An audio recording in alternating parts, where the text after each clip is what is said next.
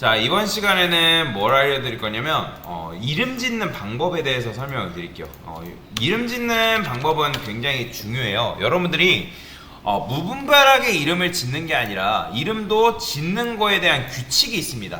근데 이 규칙은 무조건 따라야 된다는 건 아닌데 회사마다 달라요. 회사에서 만약에 그 규칙을 쓰고 있으면 그 규칙대로 하는 게 맞고, 그게 아니라면 굳이 따를 필요는 없는데 일단은 제가 이름 짓는 그 규칙에 대해서 알려드릴 거예요. 자, 카카오뱅크 우리가 지난 시간에 간단하게 메뉴 만들었었잖아요. 그거를 기반으로 메뉴를 어떻게 이름을 어떻게 지을지 한번 알려드릴게요. 자, 이거는 참고로 제가 만든 게 아니라 뱀이라는 게 있습니다. 뱀이라는 게 있는데 뱀은 블록, 이거 디스플레이 블록이 아니에요. 블록, 엘리먼트, 그 다음에 모디파이어라는 개념이 있습니다. 자, 블록과 엘리먼트와 모디파이어라는 게 있는데 여러분들이 모디파이어 같은 경우는 거의 쓸 일은 없어요. 모디파이어를 쓸 일은 없고 블록과 엘리먼트를 굉장히 많이 쓰는데 근데 이제 뭐가 블록인지를 여러분들이 찾아야 됩니다. 뭐가 블록인지 찾아야 되는데 자, 한번 카카오뱅크 홈페이지 들어가 볼게요. 카카오뱅크 홈페이지 들어가 보면 모바일로 나오죠. 자, 카카오뱅크 같은 경우는 이런 식으로 나오잖아요. 그쵸? 그러면 여기 지금 이제 이런 녀석들, 이런 녀석 메뉴를 여러분들이 만든다 했을 때 우리가 보통 메뉴를 어떻게 만들었죠? 헤더 한 다음에 여기다가 탑바를 이런 식으로 썼어요. 그죠? 그죠? 탑바. 그 다음에 div 컨테이너 있고, 여기다 mx 오토 주고. 그러니까 이런 식으로 줬어요. 그러니까 얘네 같은 경우는, 탑바 같은 경우는 기본적으로 그냥 이름을 이런 식으로 지으면 되거든요. 왜냐면 최상의 엘리먼트이기 때문에, 메뉴를 구성하는 최상의 엘리먼트이기 때문에 얘는 그냥 하나의 컴포넌트라고 생각하시면 돼요. 그러니까 뭐랄까, 블록 요소라 쉽게 생각하면 되거든요. 그러니까 여러분들 레고 블록 하면 크게 만들어서 조립을 하잖아요. 그죠? 그런 것처럼 하나의 웹페이지를 만드는 레고 블록과 같은 거라고 보시면 되는데, 그래서 이런 걸 이제 블록이라고 하거든. 블록. 왜냐면 어차피 헤더는 제일 큰 단위이기 때문에 얘가 어디에 들어가 있어야 된다 그런 건 없잖아요. 그죠? 어디 안에 들어가 있어야 된다 그런 건 없기 때문에 그래서 얘는 이제 탑바 같은 경우도 블록 요소라고 보시면 되는데, 그러면 여러분 생각해보세요. 우리가 여기다 로고도 이렇게 만들었었잖아요. 그죠? 그러면 로고도 블록일까요? 그러면 블록이라는 건 뭐냐면 독립적으로 존재할 수 있는 녀석을 말하는 거예요. 독립적으로 존재할 수 있는 녀석. 그러면 로고는 독립적으로 존재할 수 있는 녀석인가요? 그러니까 무슨 말이냐면, 자, 로고라는 녀석이 메뉴 안에 있을 때만 의미가 있는 녀석일까요? 아니면 다른 곳에서도 쓸 수가 있는 녀석일까요? 다른 곳에 쓸 수 있지 않을까요? 그죠? 그러니까 이 녀석이 만약에 오직 메뉴 안에만 있었을 때 능력이 있는 녀석이다라고 하면 블록 요소로 지으면 안 되는데, 얘는 지금 이제 어쨌든 혼자서 독립적으로 존재할 수 있는 녀석이잖아요. 그죠? 다른 데다 만약에 쓴다 하면 다른 데다 쓸 수도 있겠죠. 그죠? 그러니까 그런 녀석을 뭐라고 하냐면 블록 요소로 하는 거예요. 블록 요소.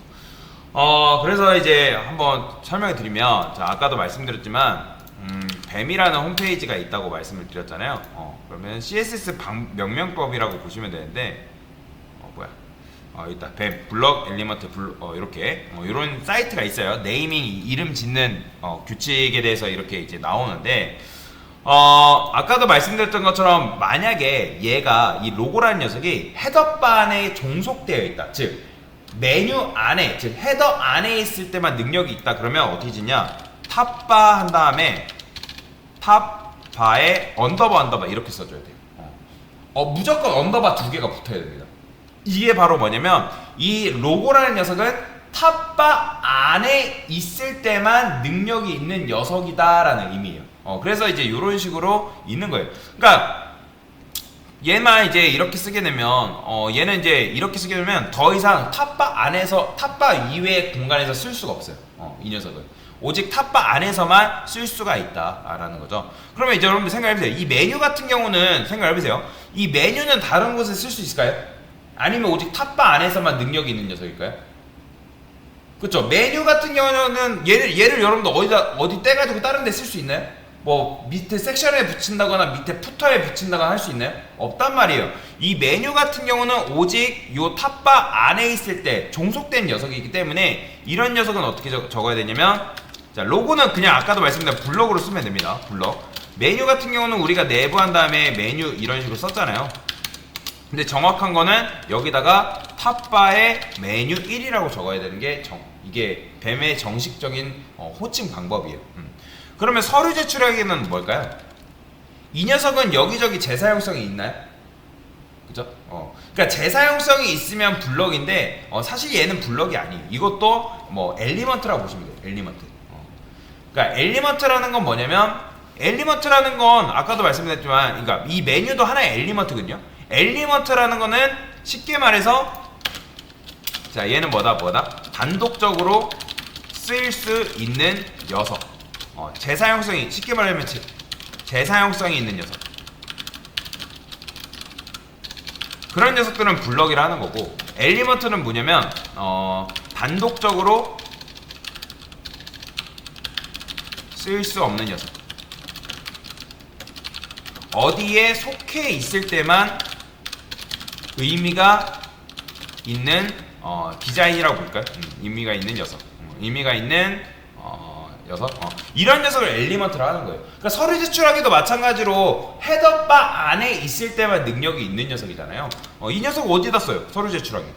그죠? 그렇기 때문에 이 녀석도 정확하게 쓰려면 여기다가 어떻게 써야 되느냐? A라고 우리가 썼죠? 여기다가 탑바에 언더바, 반드시 언더바 두 개예요.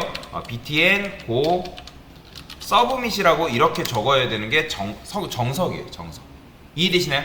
그래서 B는, 블럭은 독립적으로 존재할 수 있는, 그래, 요소라고 쓰시죠. 요소. 그 다음에 재사용성이 있는 요소. 그 다음에 있는 요소.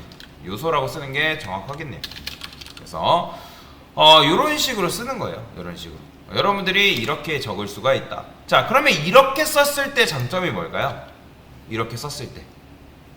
이렇게 썼을 때 장점은, 여러분들이 CSS 디자인할 때 우리가 그동안 접근할 때 어떻게 썼죠? 메뉴에 접근하려면 탑바의 자식인 컨테이너의 자식인 메뉴 1 이런 식으로 썼잖아요. 그쵸? 기억나시죠? 근데 뱀으로 했을 때는 전체적으로 HTML을 봤을 때 탑바 메뉴 1이라는 녀석은 여기밖에 없어요. 오직 여러분들 헤더도 쓰고 섹션도 쓰고 푸터도 쓰고 엄청나게 HTML 많을 텐데, 그 중에서 탑바 종속된 메뉴 1은 여기밖에 없기 때문에 얘는 어떻게 쓰냐면 요렇게 쓰는 게 아니라 어떻게 쓴다? 이렇게만 씁니다. 어차피 CSS, 그러니까 전체적인 HTML에 이 탑바 메뉴 1이라는 녀석은 얘밖에 없단 말이에요. 그렇기 때문에 디자인이 중첩되거나 그럴 일이 절대로 없기 때문에 얘만 딱 가져다 쓰면 된다라고 보시면 돼요. 이해되시나요? 그리고 이 로고도 마찬가지로 지금 이제 여러분들이 탑바 안에 있는 로고기 때문에, 원래라면 이제 여기다 로고가 2개 이상이면 어떻게 써줘야 되냐면 탑바에 자식으로 있는 로고 이렇게 써줘야 되는데, 사실 이것도 뱀에서 CSS 디자인이 어긋납니다. 그래서 요거도 이런 식으로 써줘야 돼요. 로고를 이렇게만 해줘도 돼요. 그러니까 단순 블럭 요소가 여러 가지가 존재한다면, 근데 얘는 뭐라 했어요? 아까 독립적인 요소라 했잖아요. 독립적인 요소기 때문에 이렇게만 써줘도 상관이 없다라는 거죠. 상관이 없다. 자, 그래서 하나의 독립 블럭, 그러니까 탑바의 자식으로 있는 로고라고 그러니까 탑바의 후손으로 있는 로고라고 하시면 안 되고, 얘도 독립적인 요소기 때문에 그냥 로고라고 쓰시면 돼요. 이게 뱀이에요. 뱀. 여러분들이 뱀을 한번 읽어보시면 되거든요. 모디파이어는 여러분들이 쓸 일은 거의 없기 때문에, 그래서 이제 뱀 방식이 이제 이렇게 나오죠. 블럭. 블럭은 어떻게 쓰냐? 그러면 HTML이 이런 식으로 쓴다. 그러면 이제 블럭이라 쓴다. 이렇게 되어 있죠. 디자인 할 때도 CSS 디자인 할 때 이렇게 쓴다. 보이죠? 우리가 로고 썼던 것처럼 점 블록 하나 있는 거. 이렇게 쓴다라는 거예요. 그럼 엘리먼트도 어떻게 쓰냐? 엘리먼트는 아까도 말씀드렸지만 특정 녀석에 속해 있는 녀석. 그렇죠? 특정 녀석에 속해 있을 때만 의미를 가지는 녀석이기 때문에 여기도 마찬가지로 블럭 안에 스판이라는 게 있대요. 블럭 안에 스판이 있는데 이 스판은 요 블럭 안에 있을 때만 능력이 있는 녀석이기 때문에 블럭 한 다음에 뭐라 썼어요? 이 엘리먼트 EM이라 썼죠? 언더바 두 개 붙인 다음에 그 다음에 디자인 할 때도 어떻게 해요? 지금 배드 보이시나요? 이렇게 쓰면 안 된다는 거예요. 이렇게 쓰면 좋지 않다. 너는 이렇게 써야 된다. 이렇게 알려주는 거예요. 그래서 이렇게 하게 되면 여러분들이 장점이 뭐냐면 일단 코드의 이해를 도와요. 지금 같은 경우는 여러분들 도대체 이게 과연 코드의 이해를 도울까라고 생각하는데 ASML이 굉장히 많아지면 얘의 역할이 정확하게 분명하게 읽혀져요. 얘는 탑바 안에 있는 제출하기 버튼이구나. 그리고 얘는 탑바 안에 있는 메뉴구나 라고 정확하게 이해할 수 있어요. 왜냐면 여러분들이 아까도 저번에도 말씀드렸지만 여러분들 일할 때 혼자 일하는 게 아니란 말이에요. 혼자 서비스를 개발한다면 모를까 같이 일을 한다는 거죠. 직장 동료들이랑 같이 일을 하기 때문에 이런 식으로 디자인을 한다라고 보시면 그러니까 이름을 짓는다라고 보시면 돼요. 그리고 얘 같은 경우 만약에 로고를 여러분들 다른 데 쓰겠다 하면 얘만 똑 떼가지고 쓸 수가 있다라는 거죠. 그리고 이제 이름 규칙이 명확하기 때문에 우리의 규모, 즉 프로젝트 규모가 커져도 CSS 유지 관리가 굉장히 편하다는 거죠. 왜요? 얘가 이름이 바뀔 리가 있을까요? 없을까요? 없어요. 이렇게 정해놓으면 얘는 이름이 바뀔 필요가 없어요. 근데 단점은 있어요. 왜냐면 단점은 뭐냐면 클래스 이름이 길어질 수 있어요. 길어질 수 있는 그런 단점이 있는데 왜냐면 여러분들 이렇게 썼잖아요. 이거 자체가 길다고 느낄 수가 있기 때문에 그래서 이런 단점을 싫어하는 사람도 있습니다. 근데 다만 대규모 작업이나 팀 프로젝트에서 굉장히 유용하고 코드의 일관성이나 유지 관리하기가 굉장히 좋기 때문에 그래서 뱀을 쓴다라고 보시면 됩니다. 그래서 저는 제 수업 때 뱀을 이용해서 조금 코드를 많이 짜볼 거고 그 다음에 여러분들이 익숙해지면 여러분들 스스로도 편하다고 느낄 거예요. 근데 이거를 무조건 써야 된다 그건 아닙니다.